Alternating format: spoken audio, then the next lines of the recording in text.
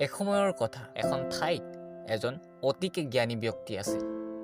যিজনেই সেই ব্যক্তিজনৰ ওচৰলৈ যায় তেওঁ জীৱনত সফল হয় কিন্তু সমস্যা এটাই সেই জ্ঞানী ব্যক্তিজন এটা পাহাৰৰ ওপৰত বাস কৰিছিল আৰু সেই পাহাৰ অতিকে দুৰ্গম আছিল যলৈ উঠি যোৱাটো অতিকে কঠিন আছিল এবাৰ এজন মানুহে সেই ব্যক্তিজনক লগ পোৱাৰ ইচ্ছা কৰি সেই পাহাৰত উঠাৰ পণ ল'লে তেওঁ অতি কষ্ট কৰি সেই দুৰ্গম পাহাৰ বগাবলৈ চেষ্টা কৰিলে আৰু এটা সময়ত তেওঁ সেই পাহাৰটোত তথা সেই জ্ঞানী ব্যক্তিজনৰ ঘৰত গৈ উপস্থিত হ'লগৈ বহু সময়ৰ কষ্টৰ পাছত সেই ব্যক্তিজন সম্পূৰ্ণৰূপে ভাগৰি পৰিছিল তেওঁ সেই জ্ঞানী ব্যক্তিজনক লগ পোৱাৰ বাবে উত্তাৱল হৈ পৰিল জ্ঞানী ব্যক্তিজনৰ সেই ঘৰটোৰ দুৱাৰখনত টুকুৰিয়াই তেওঁ সেই ব্যক্তিজনৰ অপেক্ষা কৰিলে কিন্তু ঘৰটোৰ দুৱাৰখনৰ পৰা সেই জ্ঞানী ব্যক্তিজনৰ পৰিৱৰ্তে তাত কাম কৰা ব্যক্তিজনহে ওলাই আহিল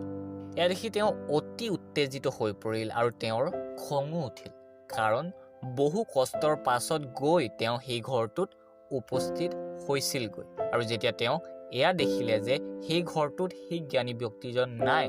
তেওঁৰ এয়া অনুভৱ হ'ল যে তেওঁৰ কষ্ট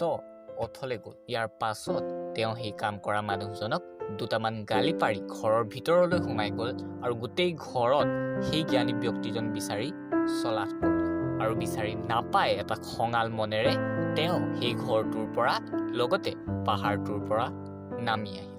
সময় পাৰ হৈ গ'ল প্ৰথমবাৰৰ বাবে সেই জ্ঞানী ব্যক্তিজনে সেই ওখ পাহাৰটোৰ পৰা তললৈ নামি অহাৰ সিদ্ধান্ত ল'লে এই দেখি গাঁৱৰ আটাইবোৰ মানুহে সেই জ্ঞানী ব্যক্তিজনক লগ পোৱাৰ ইচ্ছা কৰিলে পাহাৰটোৰ ওপৰত উঠিবলৈ চেষ্টা কৰা সেই ব্যক্তিজনেও সেই ভিৰৰ মাজত উপস্থিত হ'ল তেওঁ তাত উপস্থিত হৈ যেতিয়া সেই জ্ঞানী ব্যক্তিজনক দেখিলে তেওঁ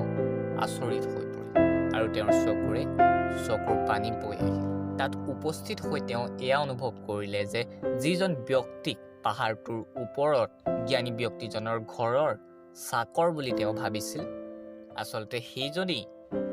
জ্ঞানী ব্যক্তিজন যিজনক লগ পোৱাৰ আশাৰে তেওঁ পাহাৰ বগাইছিল আৰু লগ নাপাই তেওঁ ঘূৰি আহিছিল আচলতে এয়া তেওঁৰ এক মূৰ্খামিহে আছিল তেওঁৰ আগতেই জ্ঞানী মানুহজন আছিল আৰু তেওঁ এয়া উপলব্ধি কৰিব নোৱাৰিলে প্ৰিয় বন্ধু এয়া হয়তো আমাৰ জীৱনতো অতিকে সুলভ